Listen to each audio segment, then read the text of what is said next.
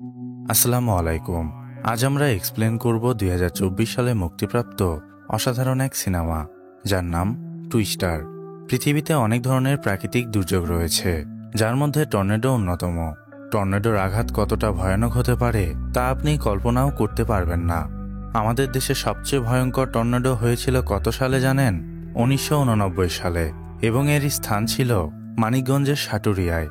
ওই টর্নেডোর আঘাতে প্রায় ১,০০০ মানুষ মারা গিয়েছিল।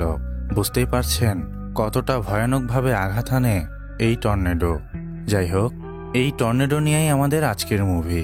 তাহলে চলুন আর দেরি না করে গল্প শুরু করা যাক। গল্পের শুরুতেই আমরা কেট নামের এক মেয়েকে দেখতে পাই, যে হাতে থাকা ক্যামেরার সাহায্যে টর্নেডোর ছবি তোলার চেষ্টা করছিল। কেটের সঙ্গে তার আরও 4জন ফ্রেন্ড ছিল, যারা টর্নেডোর বিষয়ে রিসার্চ করার জন্য এখানে এসেছিল। কেটের বয়ফ্রেন্ড জ্যাভ একটি ভিডিও রেকর্ড করছিল, যেখানে কেট টর্নেডোর সম্পূর্ণ পরিস্থিতির বিষয়ে তুলে ধরছিল।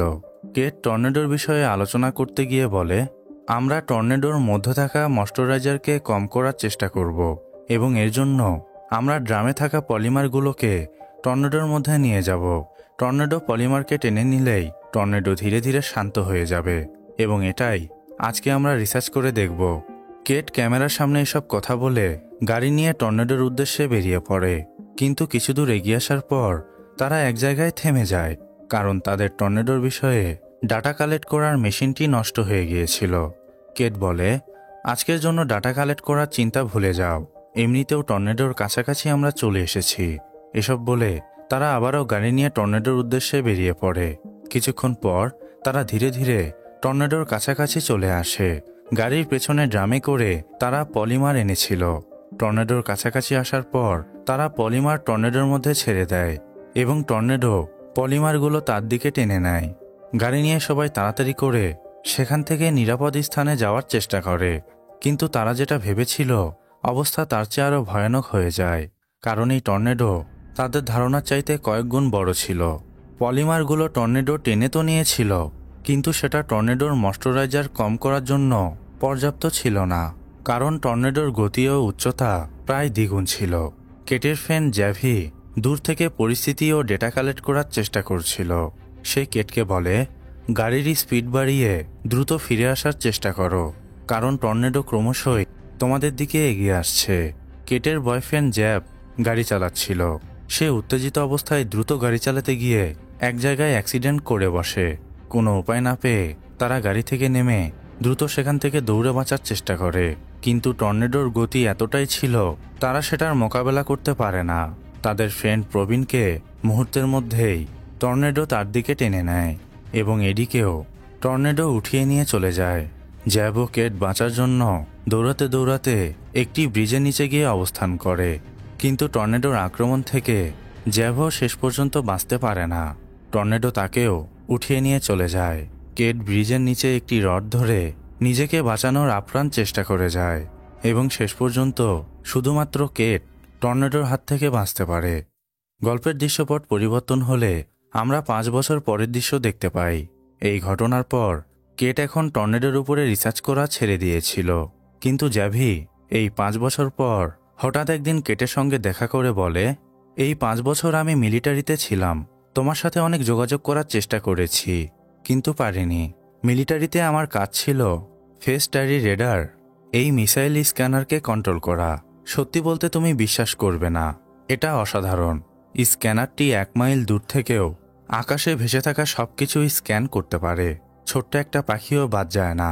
আমি চিন্তা করছি এটাকে যদি আমরা টর্নেডো স্ক্যান করার কাজে ব্যবহার করি তাহলে কেমন হয়। কেট বলে, দেখো জাভি, আমি এসব ছেড়ে দিয়েছি, আর তুমি যে স্ক্যানারের কথা বলছো এটা প্রায় একটা বিল্ডিংয়ের সমান, এটাকে টর্নেডোর কাছে নিয়ে যাওয়া অসম্ভব। জাভি বলে, চিন্তা করো না, কিছুদিন আগেই মিলিটারিরা একটি পোর্টেবল স্ক্যানার বানিয়েছে, যেটা আকারে ছোট হলেও বড় স্ক্যানারের মতোই কাজ করে, আমরা সেটা ব্যবহার করব।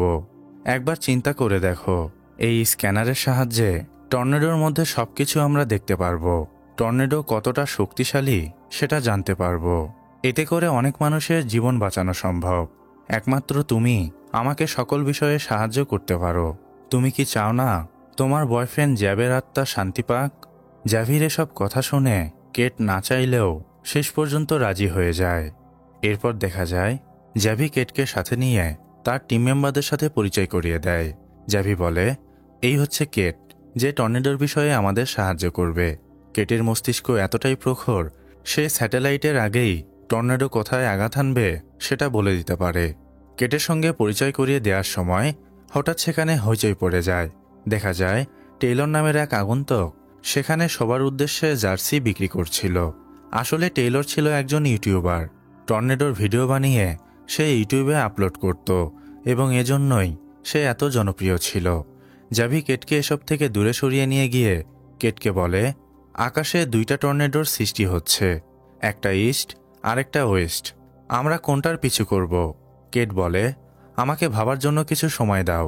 জ্যাভি সেখান থেকে চলে গেলে কেট ভাবতে শুরু করে, কিন্তু তখনই সেখানে টেইলর চলে আসে। টেইলর কেটকে বলে, হাই, আমার নাম টেইলর। তোমার ব্যাপারে অনেক শুনেছি তুমি তুফান দেখেই তার আকার বলে দিতে পারো। তো আজকে কোনটার পিছু করা যায়, ইস্ট অর ওয়েস্ট? কেট বলে, ইস্ট। এটা বলে সে তার টিম মেম্বারদের নিয়ে ওয়েস্টের দিকে চলে যায়। টেইলর কেটের পিছু করতে শুরু করে। এরপর দেখা যায় কেট যেমনটা বলেছিল ঠিক তেমনটাই হয়। ধীরে ধীরে সেখানে টর্নেডোর আকার ধারণ করতে শুরু করে। কেটদের পেছনে ফেলে টেইলর হঠাৎ করেই আচমকা সামনে চলে আসে এবং ক্যামেরা দিয়ে ব্লগিং করতে শুরু করে দেয়। টেইলরের এসব কর্মকাণ্ডে জ্যাভি ও কেট অনেক বিরক্ত হয়। তারা অন্য রাস্তা হয়ে টর্নেডোর দিকে এগিয়ে যায়। টর্নেডো ধীরে ধীরে প্রচণ্ড শক্তিশালী হয়ে ওঠে। বাতাসের তীব্রতায় আশেপাশের টারবাইনগুলো ভেঙে যেতে শুরু করে। কেট ও জ্যাভিদের টিম মেম্বাররা তাড়াতাড়ি করে টর্নেডোর দুই পাশেই স্ক্যানার বা রেডার বসিয়ে দেয়।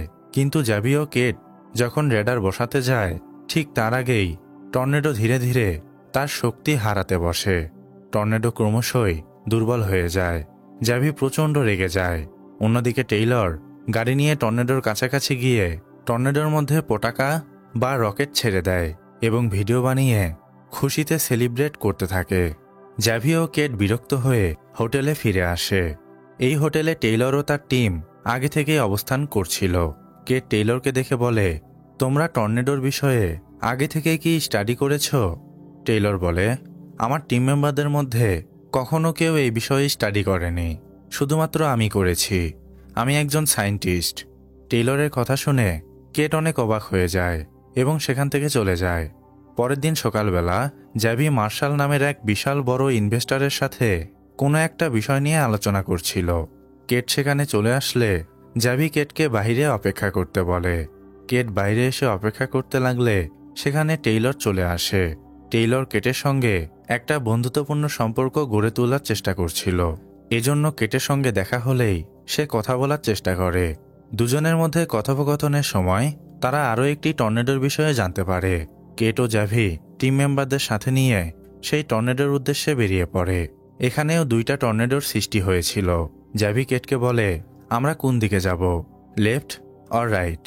কেট বলে, আমার মনে হয় রাইট যাওয়া উচিত, কারণ বাতাসের গতিবেগ পরিবর্তন হচ্ছে। এসব বলে তারা ডান পাশের টর্নেডোর দিকে এগিয়ে যায়। টেইলর তার আইডিয়া অনুযায়ী বাম পাশের টর্নেডোর দিকে এগিয়ে যায়, কিন্তু টর্নেডোর কাছে পৌঁছানোর আগেই বাম পাশের টর্নেডো দুর্বল হয়ে যায়। অন্যদিকে কেট ও জ্যাভি ডান পাশের টর্নেডোর কাছাকাছি পৌঁছানোর পর তারা র্যাডারটাকে সেখানে বসিয়ে দেয়, কিন্তু টর্নেডোর শক্তির কাছে র্যাডার টিকতে পারে না। টর্নেডো র্যাডারকে উঠিয়ে নিয়ে চলে যায়। টর্নেডো এতটাই শক্তিশালী ছিল তাদের গাড়ির কাঁচ পর্যন্ত ভেঙে যায়। টর্নেডো তাদের গাড়ির পাশ দিয়ে অতিক্রম করলে কেট বুঝতে পারে এই টর্নেডো পাশের শহরে আঘাত আনবে। কেট তাড়াতাড়ি করে গাড়ি ঘুরিয়ে সেই শহরে পৌঁছে দেখতে পায় টর্নেডো ততক্ষণে পুরো শহর তছনছ করে ফেলেছে। টেইলর এখানে আগেই চলে এসেছিল। শহরের ধ্বংসলীলা দেখে সবাই অনেক ভেঙে পড়ে। জ্যাভি এখানে মার্শাল নামের সেই ইনভেস্টরের সাথে দেখা করতে যায়। তখন টেইলর কেটকে বলে, কেট, তুমি ভুল মানুষের সাথে সঙ্গ দিচ্ছ। জ্যাভি ও তার টিম স্বার্থের জন্য তোমাকে ব্যবহার করছে। তারা টর্নেডোর ধ্বংসস্তূপের ফায়দা নিয়ে কম দামে শহরের এসব জমি কিনে নেয় এবং বিনিময়ে তাদের সামান্য কিছু টাকা দেয়।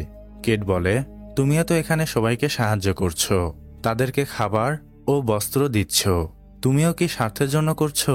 টেইলর বলে, আমি আমার ইউটিউব চ্যানেল থেকে যে টাকা পাই সব টাকা ক্ষতিগ্রস্ত হওয়া মানুষদের জন্য ব্যবহার করি এবং জার্সি বিক্রি হওয়া টাকাগুলোও আমি এখানে বিলিয়ে দেই। টেইলরের মুখ থেকে এসব কথা শুনে কেটের মনে টেইলরের জন্য সম্মান অনেক বেড়ে যায় এবং জ্যাভির উপর সে প্রচণ্ড রেগে যায়।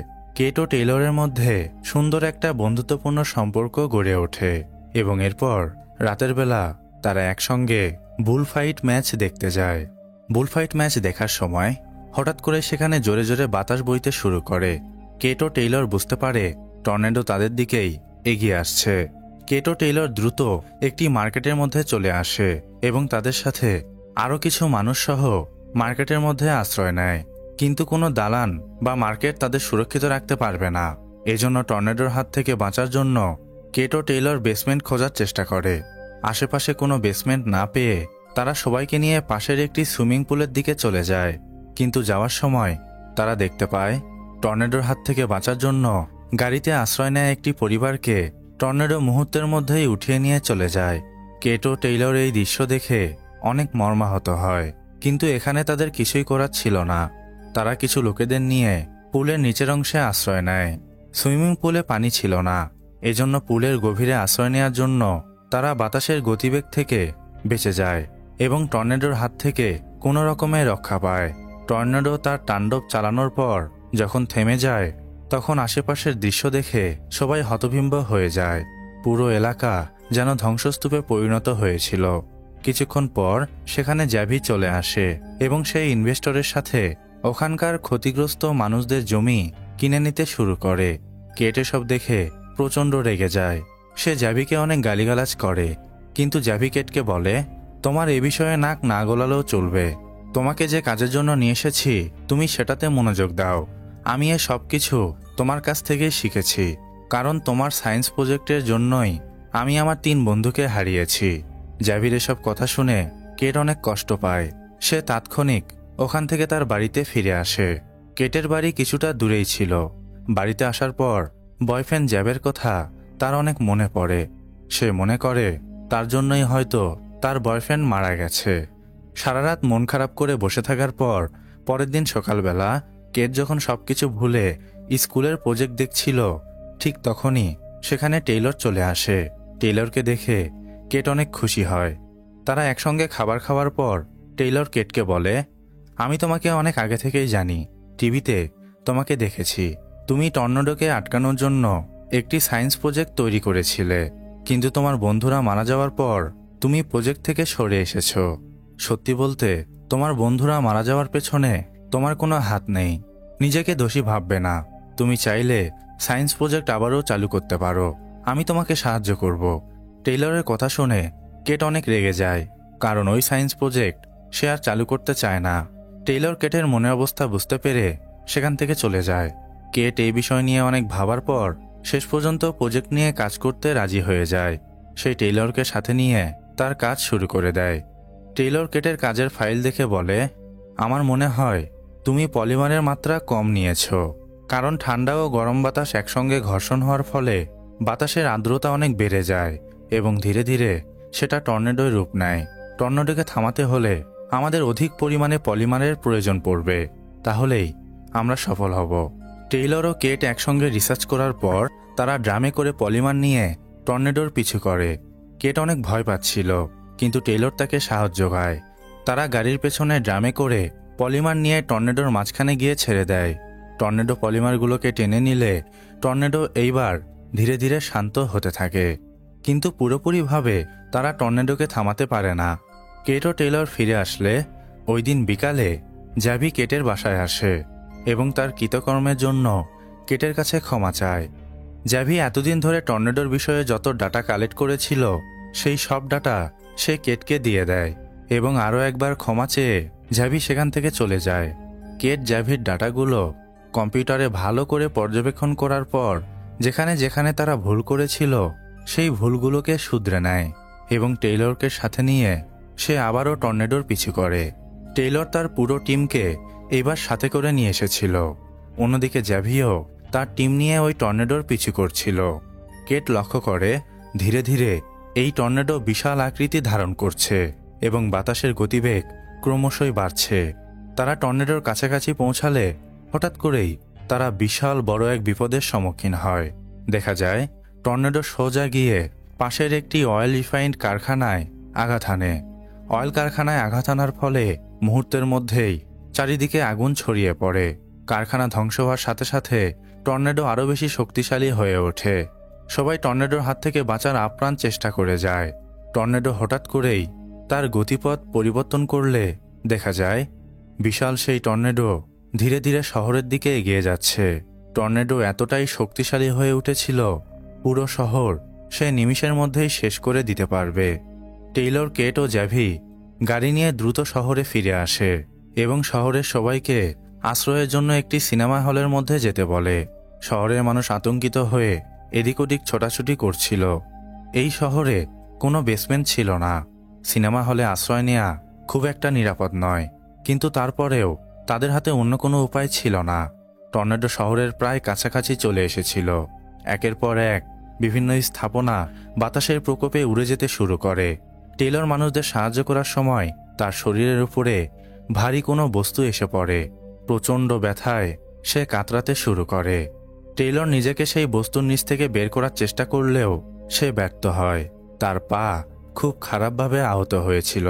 টেইলরকে সাহায্য করার জন্য জ্যাভি ও কেট সেখানে চলে আসলে তাকে দ্রুত সেখান থেকে বের করে সিনেমা হলের দিকে নিয়ে যায়। কিন্তু এর মধ্যেই বিশাল বড় এক পানির ট্যাঙ্কার তাদের উপরে এসে ভেঙে পড়ে। অল্পের জন্য তারা প্রাণে রক্ষা পায়। দ্রুত তারা সিনেমা হলের মধ্যে গিয়ে আশ্রয় নেয়। টর্নেডোর আঘাতে সিনেমা হলের ছাদ উড়ে যেতে শুরু করে। অনেক মানুষকেও টর্নেডো উঠিয়ে নিয়ে চলে যায়। কেট বুঝতে পারে এভাবে চলতে থাকলে তারা কেউ বাঁচবে না। এজন্য সে কাউকে কিছু না জানিয়ে সবাইকে বাঁচানোর জন্য নিজের জীবনের পরোয়া না করে গাড়ির পেছনে পলিমার নিয়ে টর্নেডোকে থামানোর জন্য এগিয়ে যায়। টর্নেডোর কাছাকাছি পৌঁছানোর পর সে গাড়ির একটি যন্ত্রাংশ চালু করে দেয়, যেটা গাড়িটাকে মাটির সঙ্গে আঁকড়ে ধরে রাখবে। এরপর সে পলিমারগুলোকে টর্নেডোর মধ্যে ছেড়ে দেয়। পলিমারগুলোকে টর্নেডো টেনে নেয়ার পর টর্নেডোর অনেক পরিবর্তন হয় এবং ধীরে ধীরে বিশাল আকৃতির সেই টর্নেডো শান্ত হয়ে যায়। টর্নেডো শান্ত হয়ে গেলে টেইলরও সবাই দৌড়ে কেটের কাছে চলে আসে। কেটের গাড়ি উল্টে গিয়েছিল, কিন্তু ভাগ্যক্রমে সৃষ্টিকর্তার অশেষ রহমতে সে এখনও বেঁচে ছিল। কেটের এই বাহাদুরির জন্য সবাই তাকে সম্মাননা জানায়, কারণ তার জন্যই শহরের সব মানুষ বেঁচে গিয়েছিল। দৃশ্যপট পরিবর্তন হলে আমরা বেশ কিছুদিন পরের দৃশ্য দেখতে পাই। কেটের এক্সপেরিমেন্ট সফল হওয়ায় নিউ ইয়র্ক থেকে সে ফান্ডিং পেতে চলেছে, যে ফান্ডিংয়ের সাহায্যে এই প্রজেক্টটাকে সে আরও বড় করবে। কেট, জ্যাভি ও টেইলর একসঙ্গে এই প্রজেক্টে কাজ করবে এবং টর্নেডোর মোকাবেলা করবে। যাই হোক, গল্প এখানেই সমাপ্তি হয়। আজকের মতো বিদায় নিচ্ছি। আল্লাহ হাফেজ।